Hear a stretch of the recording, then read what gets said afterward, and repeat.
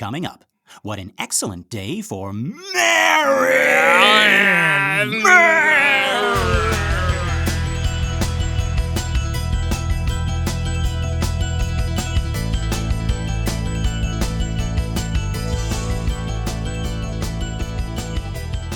Paging Father Merrin. Well, howdy, folks, and welcome to Minute 102 of the Exorcist Minute, a show where we endeavor to examine, extrapolate, and excavate The Exorcist, minute by terrifying minute. My name is Lester Ryan Clark. And I'm Keenan Diaz. And we'll be your holy guides on this journey through what some have called the scariest movie of all time. Okay, so our minute begins with Merrin saying thank you, having just been invited in by Chris. And it ends with Sharon trying to listen to the goddamn radio. Yes, will you keep it down in there, Rags? For Christ's sake, Judas Priest. No. This is actually a pretty heavy scene, so let's get right into it. You'll remember last time, Father Merrin, our exorcist, had finally arrived, and we finally understood that he was the man in Iraq, the man in khakis, all the way back in the beginning of the film. He comes to us now in a long black coat and a black hat, but as much as he is dressed like the personification of bad news, we can't help but feel that hope has come home to the MacNeal house. Well, that is not how you dress if you're telling you that you won the Publishers Clearinghouse. No. Mrs. MacNeal, I'm afraid you've won the Publishers Clearinghouse. $526,000 a year for the rest of your life. I'm sorry. Oh, God, no. Yes, this is the first day of the rest of your life. No. But no, I actually like this juxtaposition, kind of the outward visage that he is presenting and what he actually represents in this story. Just he looks hope like and good news. Undertaker or something. Exactly, right? He looks, I know it's a later movie, but he looks like the dude on the poster for Amadeus. Yes. Who, in that movie, it turns out that's, they do a bunch of things. So it's on the poster, he's a spooky guy, and he's like, he's like over the whole city. And you're like, oh no, that's Amadeus. He's going to get you. Turns out that's it's not Amadeus. Right. Watch out. The Amadeus is going to get Mozart. Oh no. Right. Then it turns out that guy, as you watch the movie, is not Amadeus. It's not Mozart. And then it's kind of a good character, but then they use it again as a bad character. They do some trippy things there. Yeah. But he looks like that, like your initial, I guess not even your viewing of Amadeus, but you as a child looking and seeing the movie in the movie store, the video store, where you're like, oh God, Mom, I don't want us to have an Amadeus. Who's that guy? He's gonna get Mozart, and then we'll never have Requiem. Think of something, Lester. Jesus Christ! No, I like Lacrimosa. You're like the 5-year-old Lester. Magic flute. Like, we need to protect the Requiem mass. Right, then your parents are like, wouldn't you rather watch this Pauly Shore movie? Right, like, you gotta calm down, kid. You're way too serious. You gotta watch Jury Duty with Pauly Shore. Jury Duty, Mother? Is that one where Pauly Shore has to decide the fate of a man who had no choice but to kill? We grapple with the human condition and the problem of evil. Oh God! All right, we're gonna rent Rockadoodle again for the 10th time. Oh, goody! Actually, Rockadoodle is very dark now. Yes, it is. I think I meant Rover Danger. We're gonna rent Rover Danger. Okay. Oh no, but they take Rover Dangerfield and they put him in a sack and throw him off the Hoover Dam. Yes, that one is also very dark. There's also like after that, the farmer that adopts him thinks he killed a chicken and has to like take him out back. And almost shoot. He doesn't shoot him. He doesn't shoot Rodney Dangerfield, folks. Right. But Rover Dangerfield. Well, come on. Like, who are we kidding?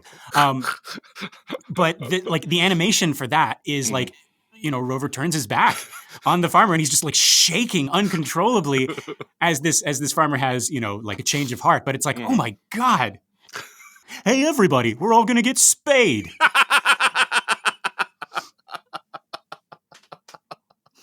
All right. That's not us turning those movies dark, just to be clear. No. So in Rover Dangerfield, they're trying to kill this dog the entire in real serious ways, not like by hitting him with a hammer or an anvil. Right. There's no Looney Tunes. Like they're trying to murder this dog. This dog who knows how to wear a tie. Yes. And then in Rockadoodle, that's where they take the rooster away from the happy farm, and so the sun never comes up. And so back at the farm, everything becomes dark and dank, and it starts to flood for some reason because it throws the weather off, and all the farm animals are dying and drowning, waiting for Rockadoodle to come back. And Chanticleer, is his name.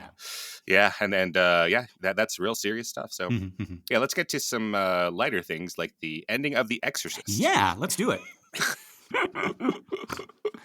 But actually, folks, before we get into this minute, I would like to read to you from the first chapter of the fourth and final part of our book. This is the scene in which Merrin arrives at the house. So here we go. Everyone open your books. It is time for a reading from the Book of Blatty.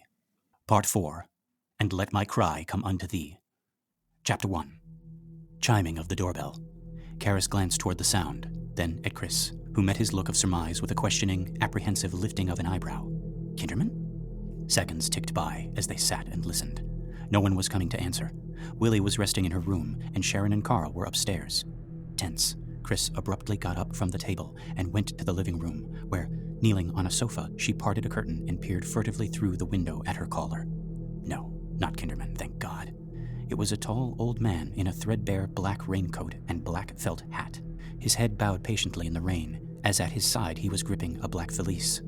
For an instant, a silvery buckle gleamed in street lamp glow as the bag shifted slightly in his grip. Who on earth is that? Another doorbell chime. Puzzled, Chris got down off the sofa and walked to the entry hall. She opened the front door slightly, squinting out into darkness as a fine mist of rain brushed across her eyes. The man's hat brim obscured his face. Yes? Hello? Can I help you? Mrs. MacNeal, came a voice from the shadows, gentle and refined, yet as full as a harvest.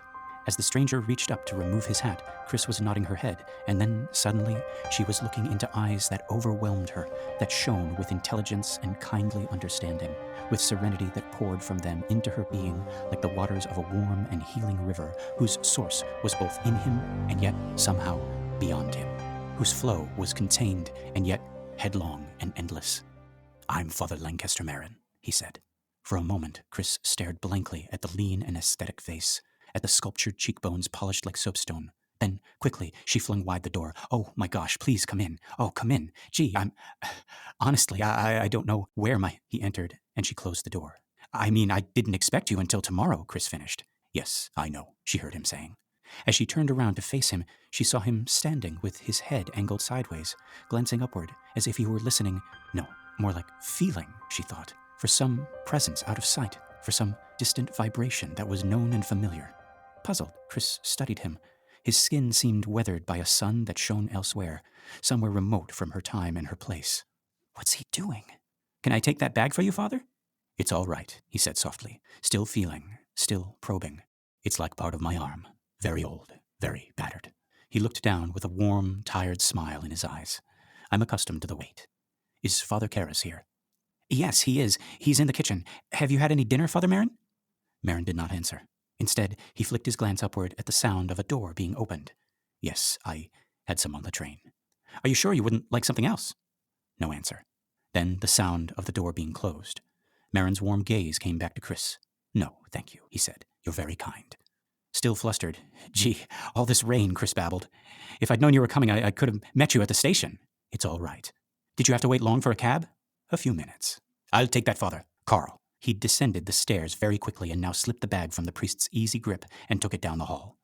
We've put a bed in the study for you, Father. Chris was fidgeting. It's really very comfortable. I thought you'd like the privacy. I'll show you where it is. She'd started moving, then stopped. Or would you like to say hello to Father Karis? I should like to see your daughter first. Right now, you mean, Father? Chris said doubtfully. Merrin glanced upward again, with that air of distant attentiveness.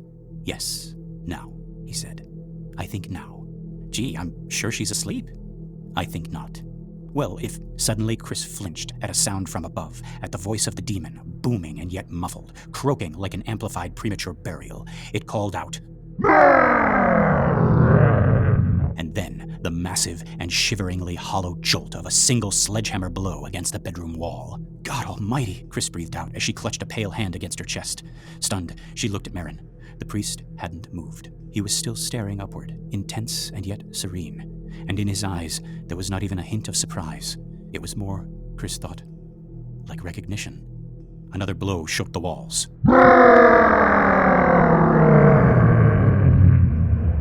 The Jesuit moved slowly forward, oblivious of Chris, who was gaping in wonder, of Carl, stepping lithe and incredulous from the study, of Karis emerging bewildered from the kitchen, while the nightmarish poundings and croakings continued. Merrin went calmly up the staircase, a slender hand like alabaster sliding upward on the banister. Karis came up beside Chris, and together they watched from below as Merrin entered Reagan's bedroom and closed the door behind him. For a time, there was silence. Then, abruptly, the demon laughed hideously, and Merrin swiftly exited the room, closed the door, and then moved quickly down the hall, while behind him the bedroom door opened again, and Sharon poked her head out, staring after him with an odd expression on her face. Merrin descended the staircase rapidly and put out his hand to the waiting Karis. Father Karis. Hello, Father. Merrin had clasped Karis's hand in both of his. He was squeezing it, searching the younger priest's face with a look of gravity and concern, while upstairs the hideous laughter turned to vicious obscenities directed at Merrin. You look terribly tired, Merrin said. Are you tired? No. Good. Do you have your raincoat here with you? No, I don't. Well then, here, take mine, said the gray-haired Jesuit, unbuttoning the rain-sprinkled coat. I should like you to go to the residence, Damien, and gather up a cassock for myself, 2 surplices, a purple stole, some holy water, and 2 copies of the Roman ritual, the large one. He handed his raincoat to the puzzled Karis. I believe we should begin. Karis frowned. You mean now? Right away? Yes, I think so. Don't you want to hear the background of the case first? Why? And that's where our minute ends, so that's where I'm going to stop for now. Mm-hmm. So Keenan, what do we think of Merrin's entrance in the book? It's a little different from what we get in the film. It's a lot of little differences that really add up, right? It's a lot of tiny little things. So the fact that we see it from Chris's perspective in the book as opposed to in the movie where we see Merrin in Woodstock and then sort of travel with him and he's thinking about Captain Howdy or Captain Howdy's thinking about him or vice versa, right? And then we enter the house through his eyes. But we have instead a lot of Chris like going, oh, I'm embarrassed about getting caught unawares and I'm trying to size up Merrin. So being in Chris's head rather than in Merrin's perspective is very different. Yeah.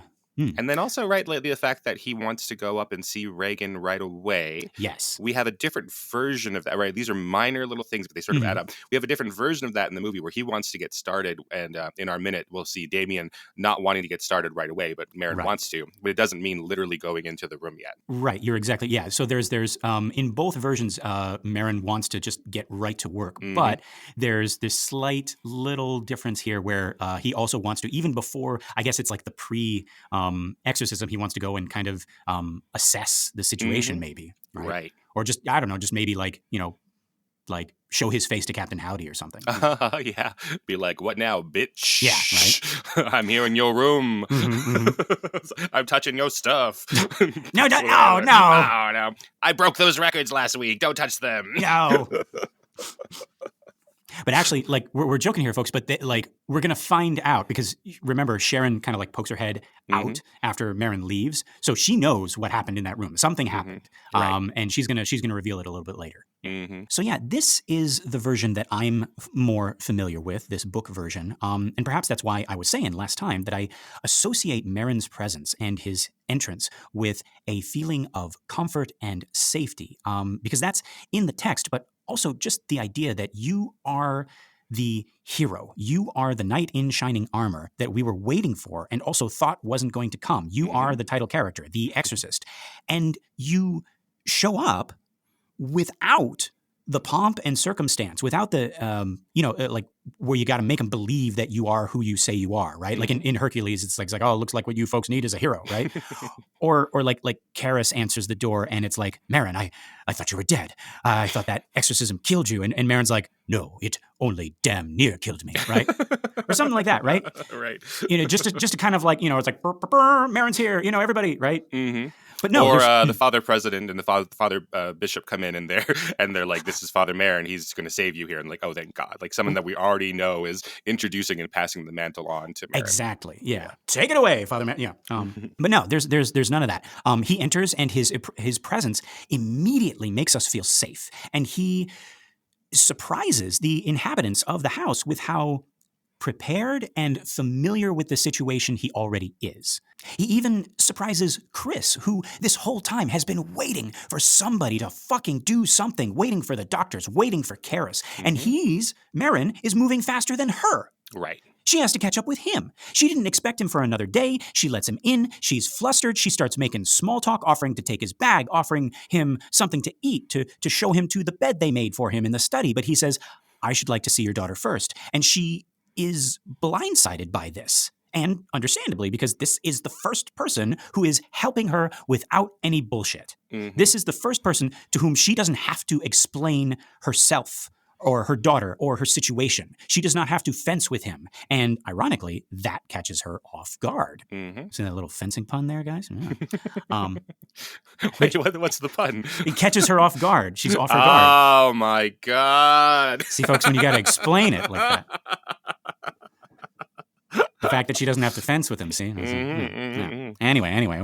But yeah. But he doesn't announce himself as a warrior. He's like, on God, everyone. Exactly, right? And that's what worries her, right? Right. She was expecting another Karis, another Kinderman, another male authority figure that she was going to have to dance with before he would help her, right? And she turns around and catches him already in tune with the situation, even more than she is. He is sensing Captain Howdy. He knows that Reagan is not asleep. And immediately we see that he's right, because before anyone can speak, the demon roars his name and everybody flinches except Merrin. And they watch him slowly start walking up there alone. And now Karis is there, everyone's there, and it's like they walked in on a fight that has been going on for years. And I mean, like this is Chris's house. This is Chris's story, Karis' story. And then this guy shows up, doesn't even take off his coat, doesn't even put down his bag, and suddenly the rest of the cast are children in a house where two adults are fighting. Even Karis, who is also a priest as well as a learned psychiatrist, becomes a child in Merrin's presence. And Chris, who for 90% of this film has had to be the one fucking adult in the room, has been reduced to this childlike state. And Merrin's not doing this intentionally. In fact, we'll see in other minutes when he does talk to them, he is so gentle and so kind and so patient. That's just what happens to people in Merrin's presence, because he is all of those things and he is them truly and genuinely, right? He's not putting on a show. There's no ego. And I think that shakes people and makes them feel small. He is that person everyone is pretending to be. He is that impossible Christian ideal. And the fact that he gets right to walk in the walk without even bothering to talk the talk is what makes him, well, like, I'm going to say it again. I've said it for Chris. I've said it for Karis. I've said it for Kinderman and Howdy. But now that Father Merrin is here, he's my favorite character for all those reasons. He wins you over with his presence. Yeah. We see that in the movie a little bit of, as we said, like in the last minute, where we see Chris opening that door. And so we don't have a lot of the textual things that we have in the book of all the small talk and her explaining why she's surprised to see him and all that. But Ellen Burstyn and the framing is making her seem smaller and more childlike and more gentle. And even like, Chris is allowed to be taken care of for the first time in the movie, as opposed to trying to do everything on her own. Yeah.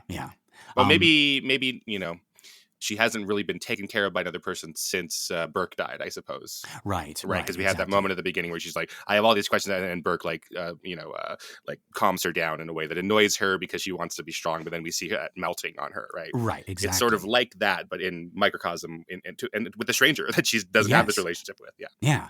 And it's just like, it's just this juxtaposition of him being so gentle and so kind to the people that he is protecting. And then, and that lulls you into thinking, it's like, oh, maybe he's not that strong. Maybe he's just this like kindly old man. But then he turns and addresses Howdy. He turns and addresses the thing that he is protecting them from. And that's when you see him as like a force to be reckoned with. Yeah. In the book here, we have, we're at the beginning of part 4. And so we have a title, which is Let My Cry Come Unto Thee. So we've started part 1 with the beginning, very biblical. Part 2, the edge. Part 3, the abyss, right? Which are not quite biblical. They're more like existential philosophy ideas, I think, right? And then part 4. But they call to mind like images of, hell and, Right. I think though, when we say like the abyss, I don't know. I go to, I looked into the abyss and the abyss looked back into me, So yeah. Maybe that's not as biblical as other people. Right. And then on our last one, we have a quote from Psalm 102. So that's the beginning of Psalm 102. Hear my prayer, O Lord, and let my cry come unto thee. I think it's really interesting when you read Psalm 102. that it is a lot about the relationship between the speaker and God, and worrying that God is ignoring you. So I'm not going to read all of this psalm, but there's parts of it I think are very interesting. So this is the King James Version. Okay. Hear my prayer, O Lord, and let my cry come unto thee. Hide not thy face from me in the day when I am in trouble. Incline thine ear unto me in the day when I call. Answer me speedily. So it is like this speaker here is afraid that God is ignoring him, and that God will not listen. So it's not like, let my cry come unto thee like it always does. It is like, I have experienced the silence of God coming back to me. Yes. So it's more than just a simple like, Lord, hear my prayer.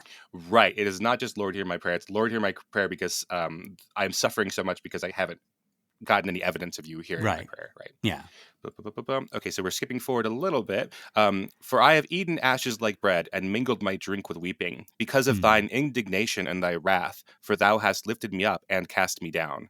So I think it's interesting, like having, textually in this psalm in the Bible, like the idea of being disappointed in God previously and blaming God for suffering. And so, as Blatty is putting together a reference here, this seems really apt to me. And I was pretty shocked revisiting this psalm and like looking at the text of it. It does go on, so it's not all disappointment in God. The psalm goes on to be, uplifting and I see that you're the only way and you are the light, etc. Right. But yeah, just even having in the first act, if you will, of this psalm being like, I don't know if you're even going to listen to this. Right. That is like the first thing that I thought of was the Book of Job, and Job is calling out to God, and he's kind of like dancing the line between like yelling at God and blaming him, but then also just because he needs to, and the speaker of the psalm needs to express themselves with how lost they feel and how they feel like they're not being heard, right? And it's kind of like this this very, very thin line between, it's like, it's your fault and I hate you, versus like why won't you listen to me? Right. And I don't, at the risk of making it inelegant, just to point out that is a perfect way to think about what Damien is going through, right? No, that's just inelegant. That's exactly what I was thinking. I was going to say that until you just said it's inelegant. I just like, so maybe now I won't. Oh, is our listeners at home, are they like, are they going to feel like we're patronizing them, like Damien, get it? Wink, wink. But that's exactly what it is, right? Keenan, that's 40 years on Blatty's job with what's his name, Father Lucas. Father Lucas, right? Who broke his legs in a fall. Watch out for Sharon. I was looking also, and again, I'm not an expert at all, but in the basic Wikipedia description of Psalm 102, it says, depending on how you break up the Psalms, because it's different according to what Christian sect you're in, and then also with Jews, right? But that in some breakings up of it, Psalm 102, if you're looking at the traditional way that they break it up in Latin, Psalm 102 is the beginning of the last book of the Book of Psalms. But I was having trouble finding that, and I was trying to Google around and just double check that and not take Wikipedia at its word. But but I can't make heads or tails of it in the Latin. But on the Wikipedia article, they're saying that when you would have an illuminated manuscript, like in the old Latin versions of it, it would be, this beginning here in Latin would have this gigantic D that would take up half the page, and it would be very clearly the last part of the ending of the Book of Psalms. Yeah. And when we say like illuminated, folks, we mean like it's illustrated. Like you'll see those like kind of like painted manuscripts, like with depictions of Gregorian monks or something like that, right? And then just giant stylistic letters and stuff. Yeah. Right. So that is our the beginning of the end of the Book of Psalms, the beginning and the end of the novel The Exorcist, and Psalm 102 on minute 102 of The Exorcist. What? Do you feel lucky today? Should we go and bet it all on red? you Venmo me is everything that the thing you were holding back from me that you were going to drop? No, that's something else. Don't worry about that. Okay, Don't you worry about that. Whoa, Psalm 102 on minute 102, folks. I just need you to Venmo me every dollar you have. I'm going to go down to the Fountain Blue and bet it all on red. And I'll let Today's you know the day, happens. Folks. Wherever you are, stop what you're doing. Stop driving. Stop, Exactly. Buy a lottery ticket. Right. Yeah. Drop your kids off on the side of the road. You'll find them later. Don't worry. Just drop your kids. I don't know. No. Yeah. So we have, so this is Psalm 102 is the beginning of the end of the Book of Psalms in that Latin. This is the beginning of the end of the book Exorcist, and it's minute 102, Psalm 102 on the Exorcist Minute. Oh, and I love it. And yes, just like, it's all so, it's so appropriate, right? Because here we are. This is the beginning of the end of the story. I love it. I love it. You already said that. That's great. Just no, repeating. That's great. That was sorry. That was a little inelegant of me.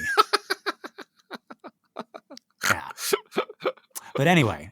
Okay. So, but yeah. Okay. So let's take a look at this minute as it is presented to us in the film. Okay. So Chris has let Merrin in, and we cut and we see Karras emerging into the hall from a room as Merrin says, "Is Father Karras here?"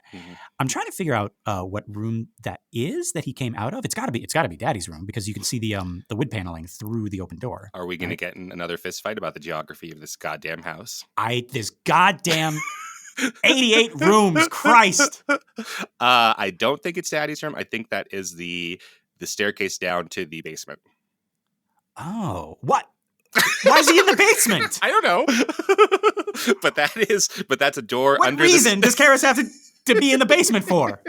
Is he gonna go down and look at the Ouija board and be like, well, that was a red herring? Maybe he's painting. He's finger painting. Or Sure. But I think so because this door is under the staircase. Right. And I think you can only get through Daddy's room through the kitchen and the Mary Jo Perrin living room. Hang on, everybody. Hang on.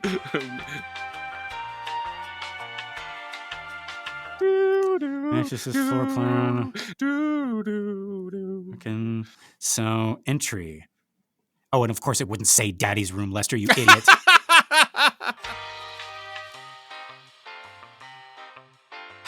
Okay. Okay, that would be the library I'm looking at right now, right? So is that so you might be right if no, I think we're both right. I think we're both right. Yes. Yay! Yay! Right. Because so Daddy's room, also known as the library. Sure. Yeah, right. I didn't see any books in there. Not a lot of books. I was going to say all the books in Daddy's room. Just how to abandon your family for dummies. But no, so the library is like right by the stairs, so I can see how it'd be like just under the stairs. Right. So and Merrin is at the entry, and so he's crossing from the entry into this hallway. So they're both meeting in that hallway in between. Right. Yes. Okay. All right. Okay. Yay, we did it, folks. So where do you think? So it could be either Listeners one of are those. like, this is the least thing we care about. No. But what do you think? So was he No, down I'm sure in the there's basement? other things they care less about. No. Sorry. Was he down in the basement finger painting or doing laundry or playing ping pong with himself or using the Ouija board? Or was he in Daddy's room drinking Daddy's candy, pretending to read a book or asking Truey for advice? I was going to say, he's talking to Truey if he's doing anything. Oh, Truey, what would you do? Yeah. I told you not to summon me on my day off, he would say. I just want to be left alone. Yeah. I would do the thing that gets me some goddamn peace and quiet. Exactly. I did my dirty work. I'm not going to give anybody else advice. Yeah. Oh no, you're not going to catch me making a decision ever again. No. No, that's why I'm a photo on the wall now. and then Karras looks up. He's like, "What was that, Truey?" But then it's just a close up of the photo, and it doesn't speak. He's like, "Oh, I'm really losing it." Oh, Truey, let my cry come unto thee. Yeah, Truey, hide not thy face from me in the day when I am in trouble. And then he hears the door, and everyone's going out to see Merrin. So Karras puts down the scotch. He gets up and he walks out, and you just behind him, you just hear, "Good luck." I don't know. I think the real Harry Truman would say, "Don't let the door hit you on the ass on the way out." Don't let the door hit you where the good Lord split you. You're a priest. You get that. Yeah, before you leave, can you just bring that glass of scotch over here?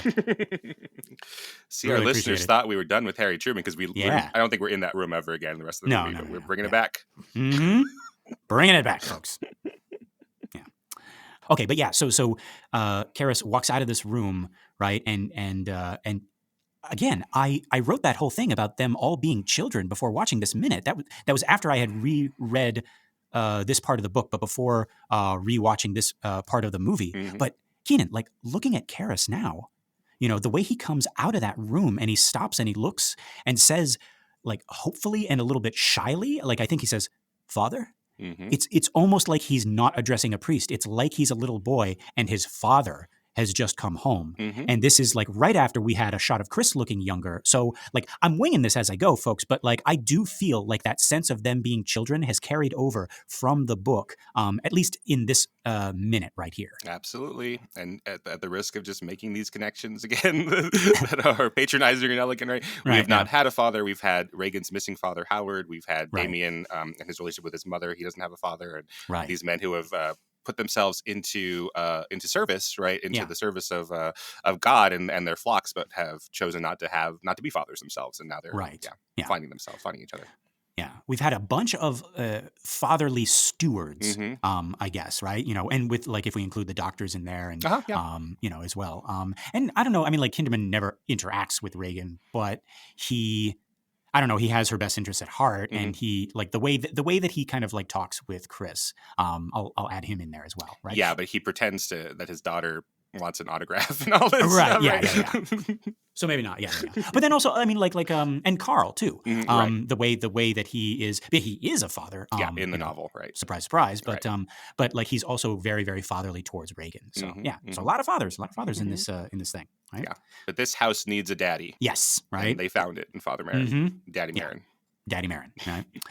So we cut, and Merrin is moving from the foyer to the hall, hand extended as he goes to meet Karis, and with this look of, this is the first time they've met, but you can see in Merrin's eyes this look of recognition, respect, admiration. Like in just a second, Karis is going to say, "It's an honor to meet you, Father." But you look at both of their faces and it almost feels like Merrin wants to say that to him. And I realized, Keenan, you know what this is? This is someone seeing Karis for the first time and saying with joy and recognition, "Oh, it's you." This is the exact opposite of what Howdy says when he first meets Karis, right? This is like, well, so it's you. Right. Now, we assume Merrin has, been briefed on the situation. He's read the report. He may have done some homework on Karis, right? That could have been all that this is.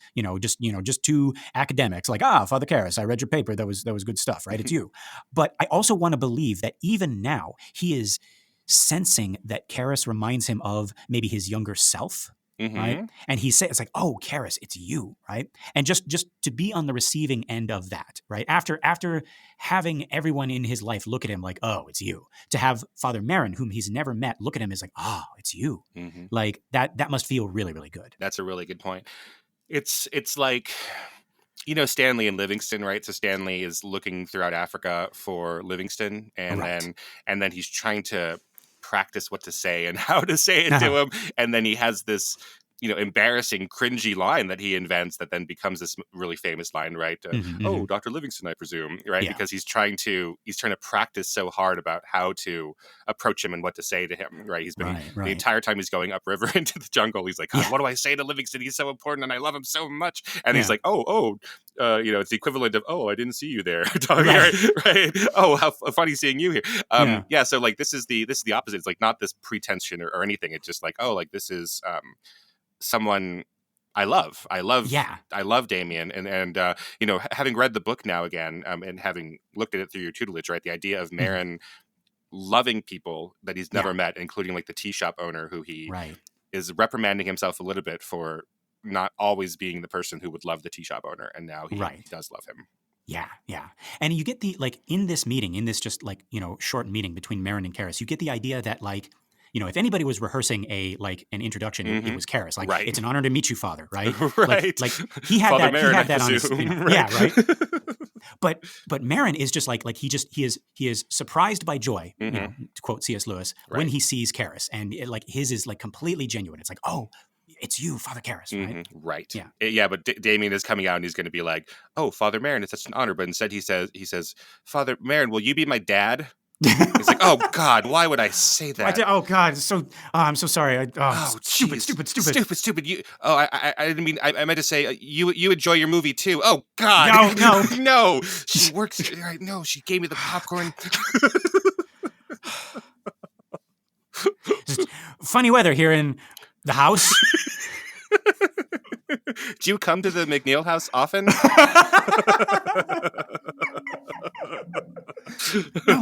No. Stupid man. And he just he doesn't know what to say. He's like, and he turns and he runs back into Daddy's room. Slams the door. And then you hear just a muffled, it's like, so how'd it go?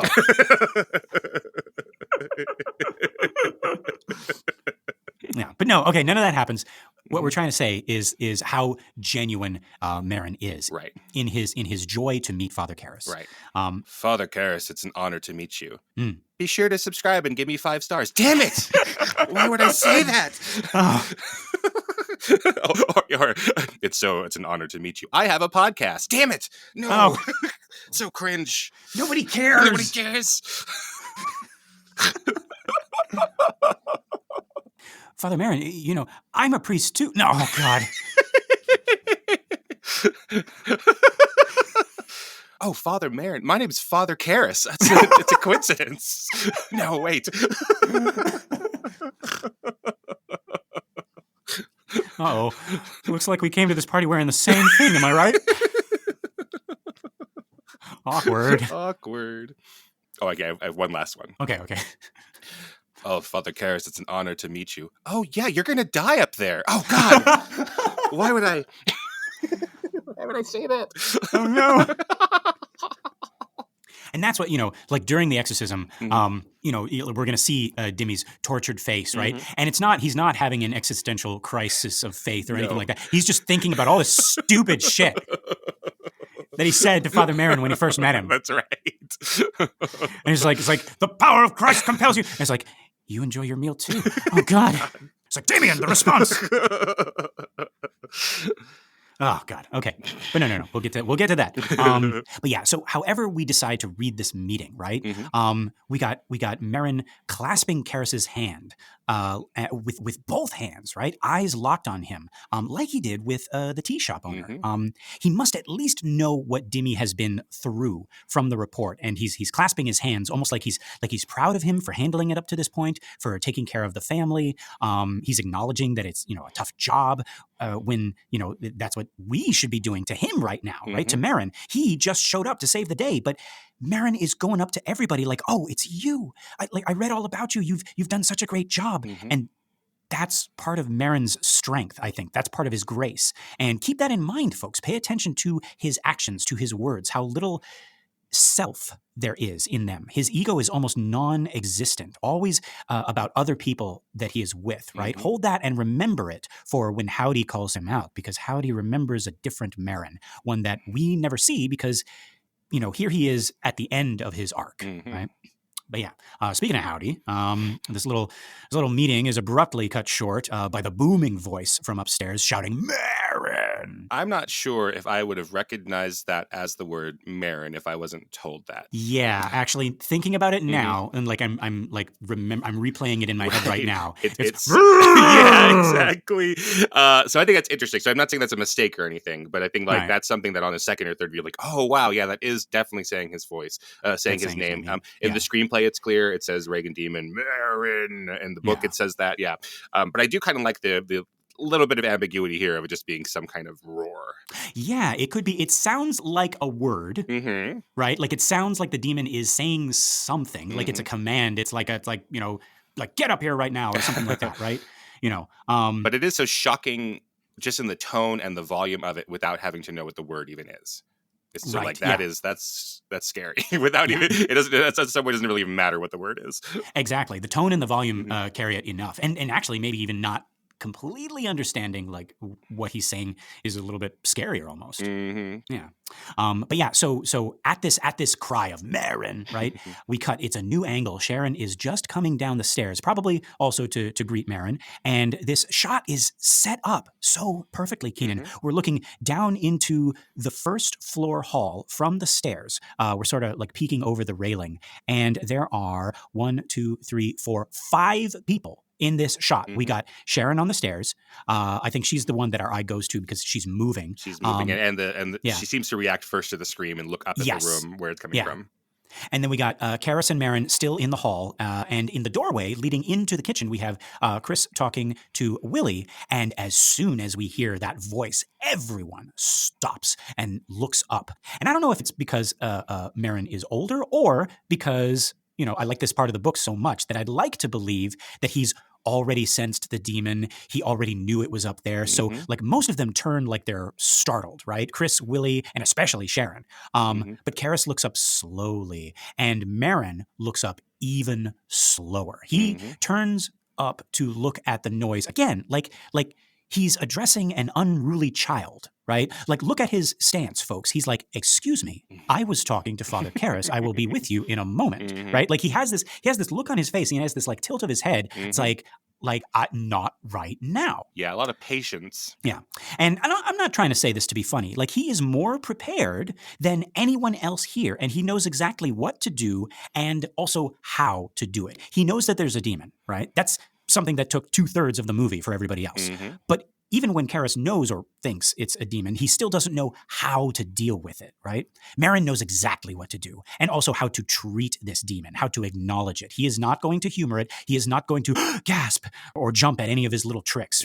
In addition to all this knowledge and preparation, he is also bringing to this house the proper attitude of an exorcist. The problems of Act 1 and Act 2 are not problems for him, right? Is it a demon? What do I do now that I know it's a demon? Like, we're beyond that now. And Merrin is the character to show us that we are beyond that point. Right. That's a really good point. Yeah. And actually, okay, that's something I want to say to this scene and following scenes.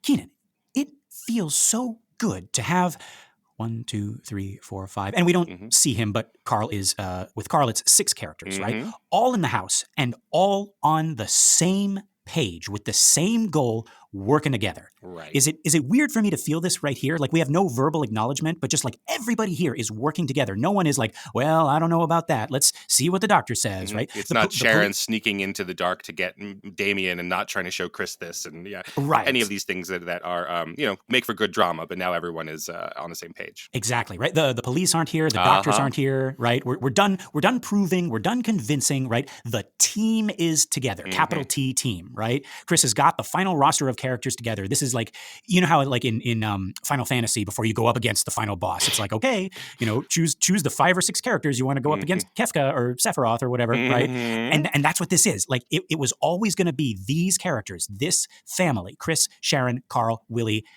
with Karis being sort of like adopted into the family, and now Merrin is that last family member, right? All together surrounding Reagan, right? And together, like Merrin and Karis make up for that father that is not there. Yeah, that's a really, really good point. This is the Avengers. But it's Final Fantasy, so you can't go by this. So in Final Fantasy VI, who are these characters that you're using to fight against Kefka? Oh, geez. Because you put your team together. Here, I'll drop in the chat. Final Fantasy VI characters. Okay. You can't just go on and say, who are yours? Right. Okay. So I would always go with, the thing with Final Fantasy is like the leveling up system is kind of, some would say broken, but because it's like you can just like make everybody learn everything, every magic spell, right? That's right. So I would choose them based on story. So of course, I'm going to have Terra at the head, right? Sure. Typical. So, oh, wow. Is that a little bit unelegant? Or inelegant, whatever. So I'm going to have Terra. I'm going to have Locke. Okay. Yeah. So you're going with is it all just going to be just an order of who you get?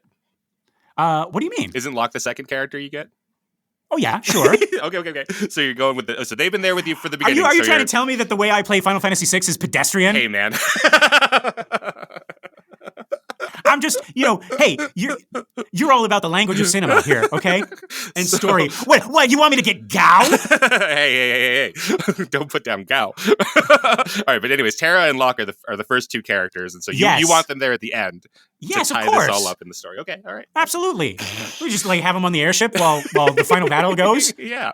Well, okay, all right, that's good. So, all right, Luke Skywalker, you just hang here while an Ewok goes and talks to the Emperor. All right, so you get 2 more. So you got Terra and Locke, because they've been there since the beginning. Okay, you need Edgar and Sabin, because they're the 2 brothers, right? And this whole thing is teaching us about like brotherly love and all that stuff, right? So just the first 4 characters you get.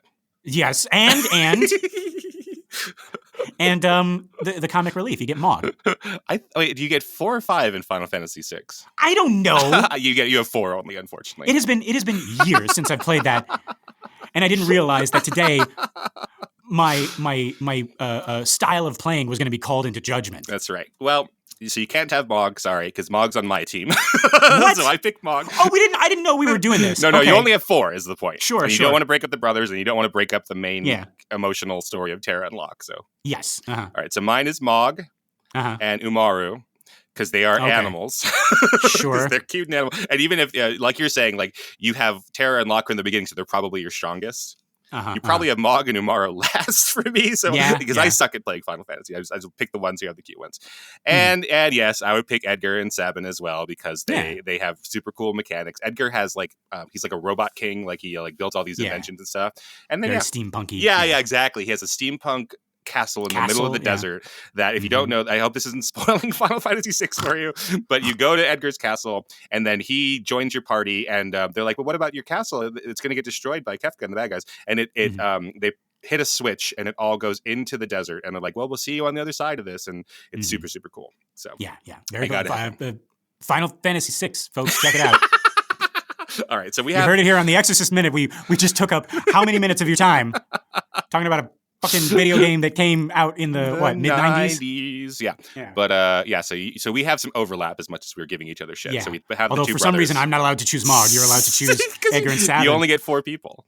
Yeah, well, okay, but all right, let's actually bring this back to the Exorcist. Keenan, is this the party that you would choose for the final battle? You would have to have the 2 priests, I believe. Yeah. You're gonna go with the 2 priests, Keenan? How obvious. Right, but that is why is it we don't have Father President and Father Bishop in here? Right. Or Father Dyer, I suppose. Yeah, Father Dyer's not there. Yeah, if I were playing it the way that I like playing it, which is just like which character I think is the coolest and funniest, I would have Father Dyer in there. Father Dyer in there. Yeah, okay. Father Dyer and Sharon. I like Sharon. Uh-huh. So my 4 would be Father Dyer, Father Sharon. I think you have to have Merrin. Father Sharon. Father Sharon, Father of Dyer, Father Merrin, Father Karis. Okay. So they're all just fathers. I think you have to. Yeah, I think you have to have Merrin and Karis, right? Yeah. What about you? You have 4. So that's So this is okay. So the cutscene happens, and they're about to go into the room, and a little sprite of it's a little Captain Howdy. It's like he walks onto walks onto the stage, and he's like, okay, you got to choose. Your what did we say? 5? You get 4. The answer is you get 5. That's fine. Okay. Yeah, the answer is you get 5. You got to choose your 5 characters, right? Okay. So let me. All right. So I will do Father Karis, Father Damien, Father Dyer, Father Sharon, and Father Astronaut. All right, that's my 5. Okay. All right. What do you do? I see. And just in case folks don't know what the hell we're talking about or what we've been talking about, this is what is this? This is a trope in RPGs in video games where it's like you have like a whole bunch of like characters, and you get to like choose a lineup to fight the boss. Yeah, right? yeah. Like in the Avengers, like Avengers Endgame is nonsense where it's like, oh, you get to pick all of them. No, you have to pick 5 of them or 6 of them. Yeah, you got to pick. You can only that room is only big enough for 5. Right. There's not enough room on the poster for more than 5 Avengers. Exactly. Right. So okay. For me, let's see. I would. Yeah, it would be Father Merrin and Father Karis. But see, I'm kind of cheating a little bit because I already know in game that. Father Merrin's a space is gonna open up. See? Oh, so you're gonna pick somebody else, huh? Yeah. See? Yeah. But yeah. So Father Karis, Father Merrin. I would put Chris in there. Father Chris in the final fight. Mm-hmm. Yeah. Daddy Chris. Daddy's right. Daddy's Chris. Because this is her fucking story, and she needs right. But Keenan, why she wouldn't? She didn't go up there because of the patriarchy. Yeah. As we find out in Exorcist Believer. Yeah. God. Hashtag not my Chris. But yeah, okay, so yeah, Father Merrin, Father Karis, Chris. Mm-hmm. I want to put Carl up there. Okay, of course. Because I love Carl. Because he has a daughter, and he has he's invested. And with Carl, you also got to have Willie. So all right, so Willie and Carl. Oh, there's no Sharon. Oh, that's okay. Yeah, you can only have 5. You got to pick. Only have 5. But we're leaving out characters. So in your own team at home, you could have Father President, Father Bishop, Lieutenant Kinderman, Planchy, Pulley, the Horseman, Truey. You can ask Truey, but he's going to say no. Mary Jo, Mhm. she could be useful up there. Mary Jo. Oh yeah, sure. The senator, the senator's wife. Yep. Who else are we leaving out? Oh, the Uncle Titosh. Uncle Titosh, Mary Karras, the language lab guy. Yeah. You could have Burke up Dr. there. Tanny, Dr. Tanny. Burke. Yeah, there's a lot of characters to choose from. You could have Dr. Berenger. And Foundation. Right. Yeah, there's a lot of options up here. I would love to hear what people think about. Yeah, you could have Howard in this world. Who would you have? And yes, you choose Howard, and it just like it he doesn't show up, so it's just like a blank spot. It's like you fucked up, right? It's like it's the game's way of saying it's like, oh, fuck you. Yeah, you know? I would love to hear from our listeners in the listener group. Yeah, who are their 5 that they would have together? If anybody. Yeah, what's your lineup to fight the Because it can't be like Exorcist Believer, and the answer is everybody get in here. No, that's dumb. Every character in the movie is there. Yeah, not saying that what we're doing now isn't dumb, but that's like a different level of different kind of dumb. Yeah. All right. Well, you know what I would do, Keenan, because these games always have like a little cheat code, right? Mm-hmm. I would do a little cheat code where I would get the Horseman. Uh-huh. But no, I would do a thing where you get Reagan. Like unpossessed Reagan. Yeah. Because this is, this is her harrowing tale, right? And she gets to stand up to Captain Howdy. That's right. Absolutely. I would like that. Yeah. She's like, you know what, Captain Howdy, you're not a very good friend. Right. And she just, and you got Reagan and the Horseman and the Dumb Bird. And the Dumb Bird, yes. And Planchy. You used me. The Dumb Bird is an item, a special item that you use. It's the thing that because Sharon's not fighting, she's not up there, right? So she's like they're walking up there and it's like, hey, take this, you might need it. I was like, a dumb bird? What am I going to use a dumb bird for? Right? And that's that's the thing that unlocks Reagan from Howdy, right? And now Reagan becomes a playable character. Oh, very good. Yeah. All right. Okay. Anyway, we'll write this as a game once The Exorcist becomes public domain. Yes. 98 years after. Wait, no, Keenan. The hot thing with public domain items right now is to make it into a horror. Oh wait, no. That doesn't work. Okay. But okay, Jesus Christ. Yeah. Okay. In 2071, we could turn The Exorcist into a public domain video game, and it's gonna be fun. Yes. Right. Yeah. But yeah, so the demon has just called Merrin's name, has delivered this challenge, and everybody looks up, and we cut as the voice is still raging, and now we get another perfect shot where we can see both priests' reactions. Right? We got Karras, and he is looking like, even though he's with them, he's on the team, he is looking up at that voice like, what is behind that door? And then perfect juxtaposition. Merrin knows exactly what is behind that door. He looks down at Karras, who also looks down, looks inward perhaps, steeling himself. Again, Merrin is like a father. He looks at him as like, are you ready for this? Right? Eventually Karras turns to him, and we don't see all of Merrin's face, but we can see he is calm. He is showing Karras that it is okay. He puts his hand on Karras's arm and he leads him away. All the while, the demon is still raging. Behind them, Chris and Willie are recovering from the shock. Merrin leads Karras away as he asks, are you very tired? Again, very, very selfless. He's checking in on Karras like a father and like a son who wants to show that he can do the thing. Karras immediately says, no, he's up for this. He can handle it, right? And it's Merrin who's been on a train or a plane. In the book, it's a train, but we don't know how he gets from Woodstock down to DC. He's been traveling all day. Right. Yeah, and he's like, are you tired? Yes, he's asking if Karras is tired. Right. And he continues. He says, I'd like you to go quickly across to the residence, Damien. Behind them, everyone is bustling, moving to their stations. Merrin reaches a chair and he sits down. This is the first time that he has shown both his age and how tired he is since getting here, right? Right. He continues, and he says, and gather up a cassock for myself, 2 surplices, a purple stole, and some holy water. Behind them, Sharon has gone up to Chris, and she has said something. Chris has said something, assured her in some way, like maybe it's okay. We don't need anything. Go take a break. So Sharon turns and catches the 2 priests as she is walking away. She has something in her hand, like a suitcase, and for a second I thought, I was like, oh, is Sharon leaving? But that's Merrin's bag, right? Yeah. So what has happened is that the scream has interrupted Chris in the kitchen doorway, giving the hat and bag from Merrin to Willie. And if you go back Okay. and look at it, it bothers them so much. And Chris lets Willie go, and Willie just has the hat and not the bag.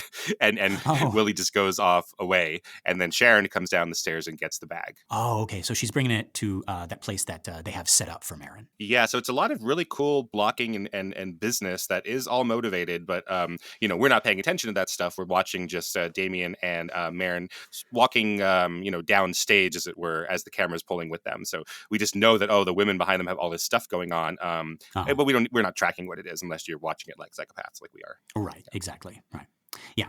But it does all make sense. I'm defending it. It's not just busy work. They've motivated all of it.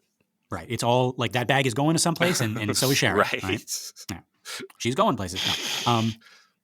But yeah, in any case, we know Sharon's not going anywhere. We see her in the very next shot. Mm-hmm. But in this shot, everyone is making space for these two priests. Right. She's out, and Chris. So Sharon is out, and Chris has reached the kitchen, and she sort of like puts a hand on a chair as if, for support. Mm-hmm. And then she turns back to stare at these two men who are getting down to the business of saving her daughter. Mm-hmm. She's really blurry in this shot, but I can't help but see, like, just in the way that she's standing, this curiosity, this fascination along with gratitude. Like I wonder what they're talking about over there. Yeah.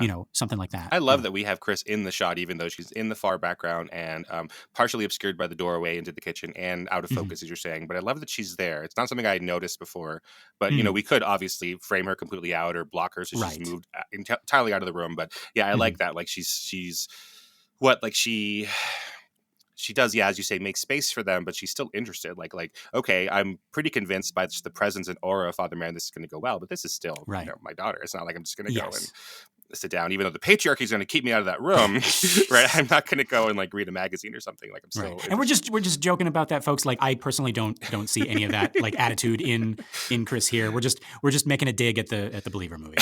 Don't worry, it's just the Believer movie. Yeah. But they say that, they ask like why weren't you up in that room? And it's like, well, because it's like, why weren't you upstairs putting out the fire with the firemen? Oh, it's the patriarchy. When the answer is like, because I wasn't a fireman, I wasn't a firefighter. Yeah. What a ridiculous question. Right. Yeah.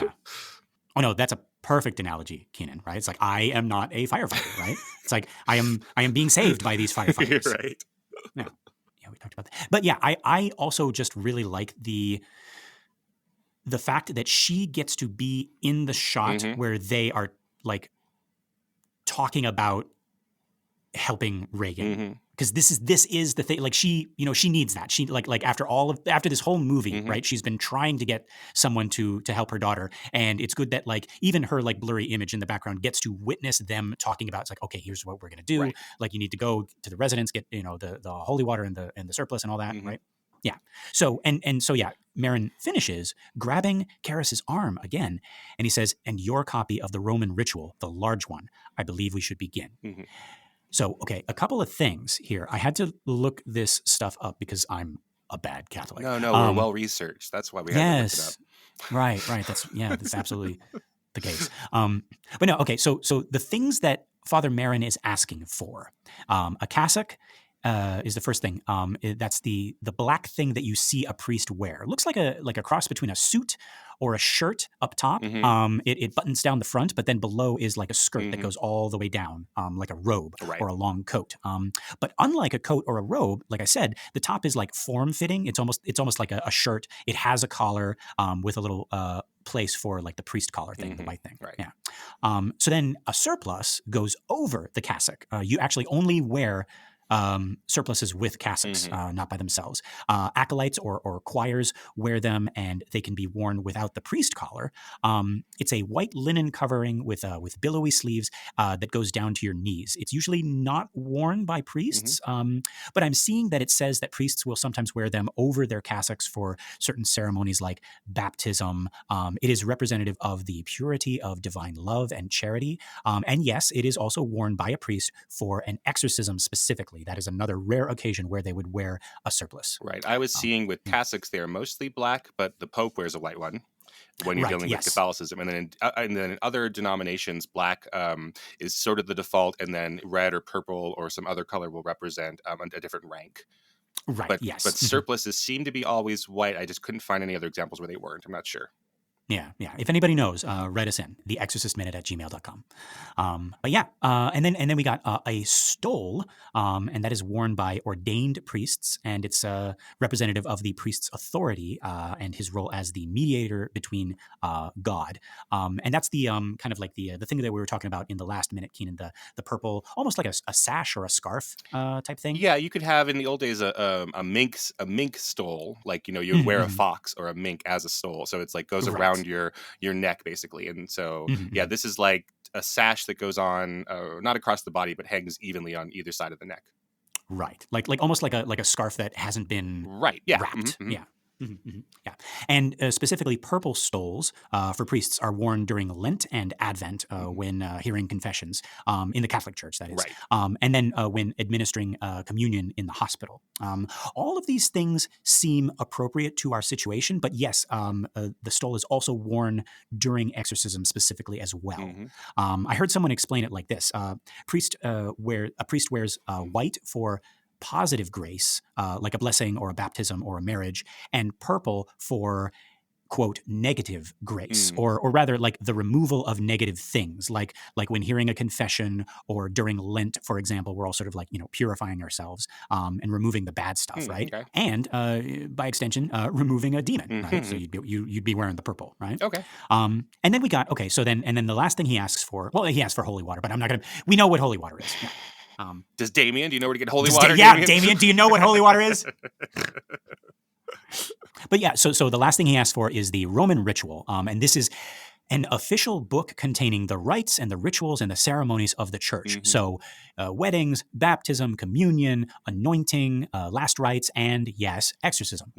It was once one big book, but it was divided into three as recent as 1969, which is maybe why Merrin doesn't say volume 2 of the Roman ritual, because that's the volume that currently contains the rite of exorcism. So the first volume is all sacraments. The second volume is rites and prayers for burial of the deceased and also for exorcism.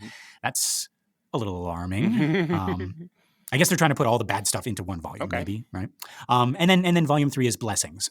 So for blessings for people, for places, for animals, for things, for houses, fields, and all that stuff, right? So yeah, so today Merrin would say, go get volume 2. And he wouldn't say, we're going to need it either way. No. Either there's going to be an exorcism or a burial. Well, that's interesting. No, he doesn't say that. So he says, bring the big one, and don't worry about trying to figure out which one has the exorcism in it. Just get the big one or the one that you're used to. Yeah, the one that he's or like when he says the large one, does he mean like do they maybe have the modern versions where it's like broken up into 3 books at the residence, but he's like they probably also have a copy of like the older one. He probably does, right? Father David Maurer, he was on, was reminding us and explaining to us that priests of Damien's generation were looking at really big changes where the liturgy was being spoken in the vernacular now, like in church you would say it in English, and so he's part of this generation that is going through these big changes. So it's just interesting thinking about like historically, this is. Even in regard to this Roman ritual, Damien might have options, right, or different iterations of the same book, right? Right. He might not have gotten the latest edition. Yeah, he's like, I'm worried about this. I don't have the new one yet, Father Merrin. Father Merrin's like, no, there is only one. Yes. Literally, there is only one. Like, I don't know why they switched it up. But yeah, so that is the stuff that Damien needs to get, plus some holy water. And that's when he looks at Damien. He's like, don't be fucking pulling any bullshit coming back here with tap water. Don't be stingy. Neat, no ice. I tell you, Daddy's room at the Vatican is something else. But yeah, so he is ready to begin now, Keenan. What do we make of Karras's next line here? Do you want to hear the background of the case first, Father? Like, we said he's on the team, so what is this? Is this more doubt? Is this just Dimmy can't help who he is? He's organized, he's logical, he's methodical, he's scientific, following protocol? Like, what is this? Well, it seems like a perfectly reasonable question to me until Father Merrin says why, right? And then you're like, oh yeah, that's a really good question. But I think it speaks to the Damien that we've had so far as he's now gone into the open with other priests, right? Father Birmingham and the Bishop, Bishop Michael, where it seems like he is just not quite ready to accept that they are with him, right? Yeah. It's like, well, this is our last. I can explain this all to you, and maybe you'll still say like, "Oh, never. You've done this all wrong. This isn't a possessed girl. We need to get her to a hospital." Oh, okay. So you're thinking like more that it's like Dimmy wants to prove that this is a case worthy of exorcism, or that he is expecting that he will get turned down at the very least.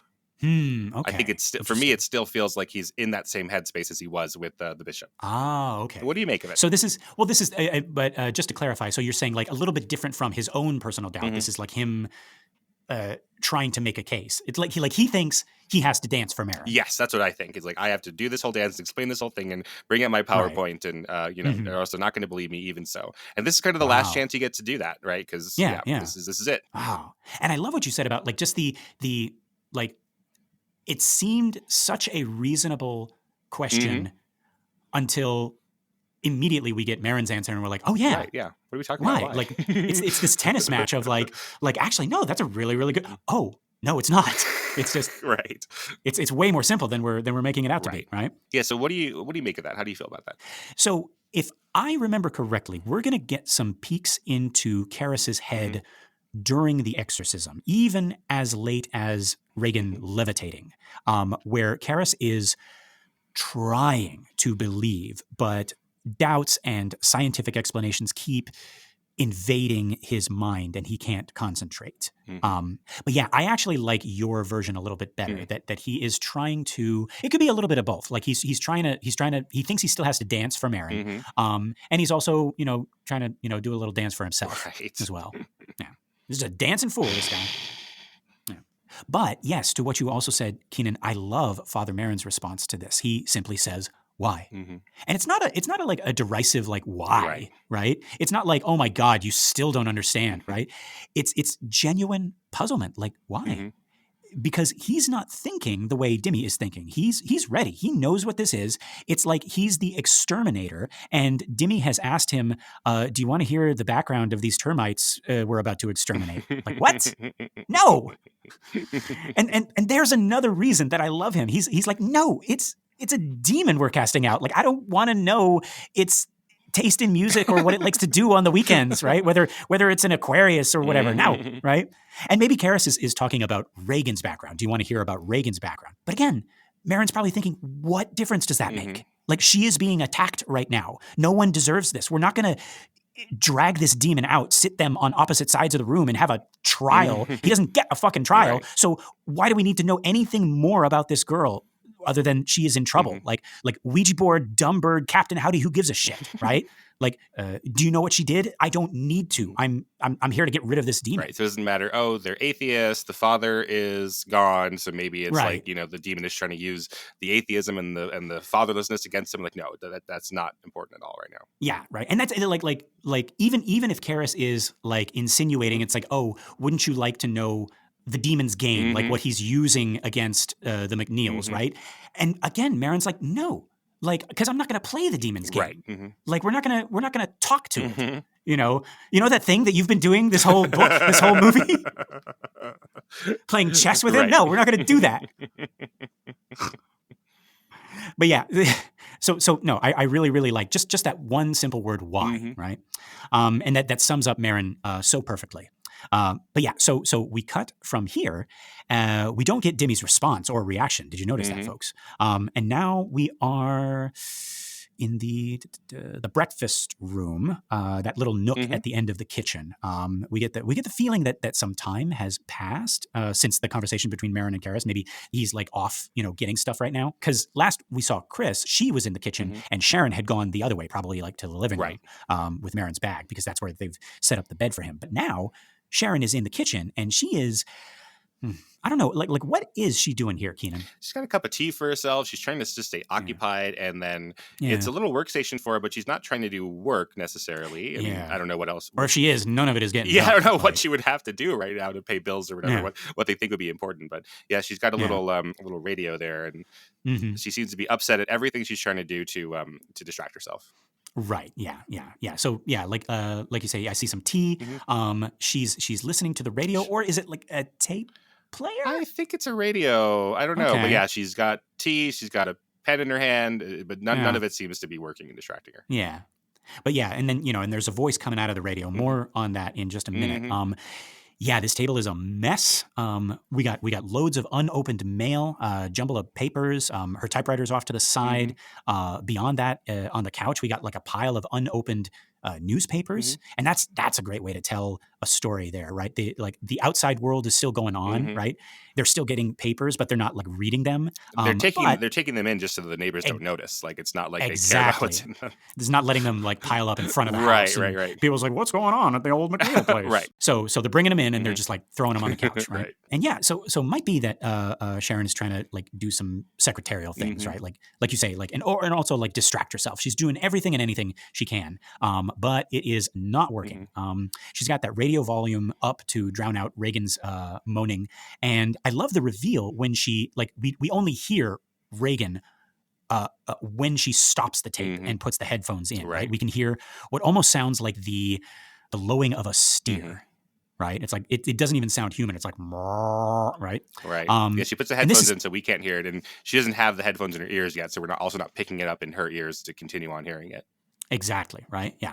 And folks, this is 10 seconds of our minute here, right? This is the last 10 seconds of our minute. So Friedkin wants us to see how this thing is affecting the members of the family. Right. So this lowing of a steer, like you're saying, this is from slightly before when we first hear the demon yelling Merrin in the script. But Friedkin in the screenplay says, the voice of the demon booming yet muffled, like amplified premature burial. Yeah. I like that. Yeah. Blatty can turn a phrase sometimes. Yeah. And it's always in the exposition. It's not in the dialogue, so we can't use it in the movie. It's like alien code tapped out by a dead man. Right. That's great. No one will ever hear that. Unless they read the book. Read the book, folks. It's really good. But yeah. So yeah, we hear that sound, right? And she puts the headphones in. Okay, so Keenan, what do we make of the thing that she is listening to? Is this another Carmen coincidence? So when I first looked at the scene again to get ready, I wasn't paying attention at all to anything that's on this radio or this tape or whatever. I was just hearing Reagan's lowing, like you're saying. But it is pretty insane. Whatever Sharon is listening to is fucking cuckoo bananas. And I could see that if she was listening to it and actually hearing the words or the lyrics or whatever this is, I could see why it's not making her feel any more calm. No. So what do you think this is? What is she listening to? Okay, so folks, we hear the tape saying, I think it's this room. It says, this room is yours to do with as you please. You can choose to escape, but you may never be able to return. Don't let anyone decide for you. So, relaxing. Out of context. That's her sleep story. Yeah. And welcome to Calm.com's Sleep Stories. This room is yours to do with as you please. You can choose to escape, but you may never be able to return. Don't let anyone decide for you. Right. And just in that like really, really hollow, tinny kind of like radio speaker, thing, just blasting in your ears. Right. You know what this reminded me of? Keenan, oh God, we're going back to video games. People are gonna fucking hate us. Did you ever play, it wasn't even a full game. It's like this demo of a game that never came out. It's called PT. No. And it was like the big reveal at the end. If you beat the demo, is like it's a like a Silent Hills thing. No. Yeah, but it was like it took when it came out, when it dropped, it took the internet by storm. Everyone was terrified of it. It was like Ian had me over to play it, and it was like the scariest thing. And it was like people were figuring out like all of its secrets and where to go and what to do, like in real time, because people was like there was no instruction manual, there were no hints, there was no nothing. So people were just like looking around, and you'd go up onto the internet forums, and you'd like say, oh, you're supposed to look at the the picture frame, and you're supposed to if you go into this room and da da da. And one of the things that is synonymous with that game is you enter this hallway, and there's just this like ugly sounding. Again, like exactly sounding like this radio right here. Oh, okay. There's this radio playing in the distance. You don't know where it's coming from. And it's just saying the weirdest shit. And like out of context, it sounds like really creepy and really dark and really disturbing, right? And it's supposed to be like some kind of like news broadcast or something like that. But like that's exactly what where my mind went as Sharon is listening to this. You got like this creepy house, you got this creepy voice from this possessed girl upstairs, and then just this like thing, and it was just like really, really like brought my mind back to if you haven't, folks, I don't even know if you can. Maybe they've someone must have like saved it or something like that. Yeah, or but the game never happened. Of it, right? Yeah, the game never happened, and I think Konami actually like took it down, so you can't even play the demo. Oh, that's really interesting. And it looks like, and so it was Hideo Kojima and Guillermo del Toro and Norman Reedus. So I guess they all got back together and did what do you call it, Death Stranding, or exactly. But it's not it's not like the same as like what we would have gotten. Right. Everybody's really, really mad about that because it was shaping up to be like a really interesting game. Right. So folks, just Google PT. Silent Hills or something like that, and you'll see what I mean. There's like video playthroughs on YouTube and stuff like that. It's like really fun. But then you'll know what I'm talking about with the radio, right? This room is yours to do with as you please. You can choose to escape, but you may never be able to return. Don't let anyone decide for you. Is that Dr. Tanny? That's supposed to be my old-timey radio voice, but oh, okay. I was just it's like, man, get a mic in front of this guy, and suddenly he's articulate. He's like, but then he's like, he exits the recording booth, and it's like, so how'd that session go, Dr. Tanny? He's like, but yeah, like I don't know where this is from. I tried to find it. Right. It sounds like maybe a self-help thing. Like one of those like Tony Robbins tapes or something. And we know, like from the book, we know that Sharon is into all these like forms of like meditation and self-discovery, right? She's trying all these religions, so maybe that's what this is. Yeah, but maybe not a real one. So it feels like, I guess if we can't find anything, as we're Googling, it's probably that Blatty wrote it or someone on the production. Right. Yeah. And then somebody recorded it really quick, right? Right. Because I don't know, like I have never heard a self-help tape that is more harsh and discordant and like that you may never return, right? Yeah, like I don't know. But okay, like I also want to talk about the message here because it goes back to what I was saying about like as harsh as this voice is and as I don't know, threatening as the tone makes the words sound, it goes back to what I was saying about the quietness of good and this hidden story that a lot of people miss, including myself when I first experienced this story. Specifically that part where it says you can choose to escape, but you may never be able to return. Right? Sharon works for Chris. Carl and Willie work for Chris. They can just leave at any time, right? But they don't. They are all in it to the end. These 6 people plus Reagan, right, are at the core of this story. They're the ones left. They're the ones going up against the final boss. Not Kinderman, not Father Dyer, not Dr. Klein, not Dr. Tanny. This is it. This is our party. These are our heroes, and that is the meaning that I take from this little message on the radio, if we are to take any meaning from it at all. What do you think? Oh, that's great. Again, I'd love to hear from our listeners about an alternate party of 5 people. Let me see what that is. Yeah, tell us what you think. But yeah, for now, that is all of my notes for this minute. Keenan, is there anything else? No, I think we got it. Okay.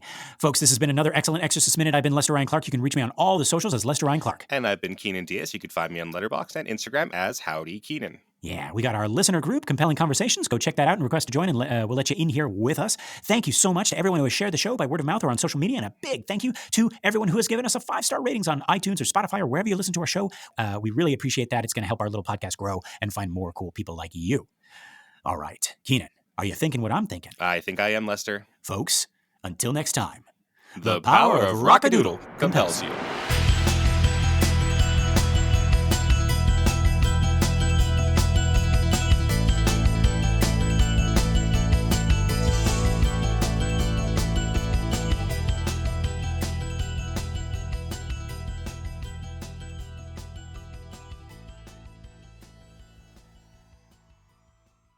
I wonder if anybody who isn't our exact age even knows what the hell that is. That's not even that's a Don Bluth. It's a Don Bluth. Oh wait, is there because he likes to put hell in all of his movies. Is there a hell?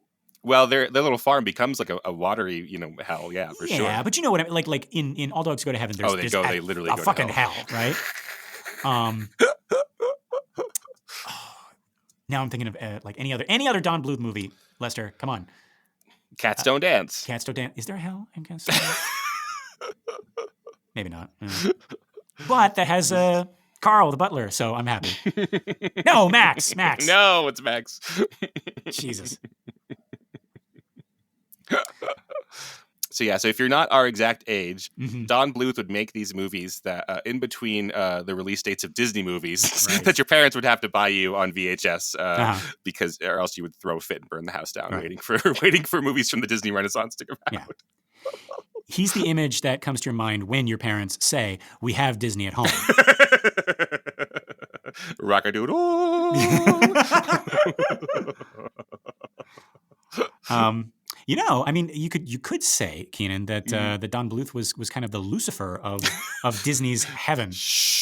Sure. He was like, I'm gonna go make my own studio. Make my own studio with blackjack and hookers, and it's gonna be dark. There's gonna be. You ever hear of the secret of Nim? Well, no, of course not, because it's a secret. There's gonna be like mice, and there's gonna be rats, and the scariest fucking thing is an owl, and everyone's gonna be fucking ugly. Yeah.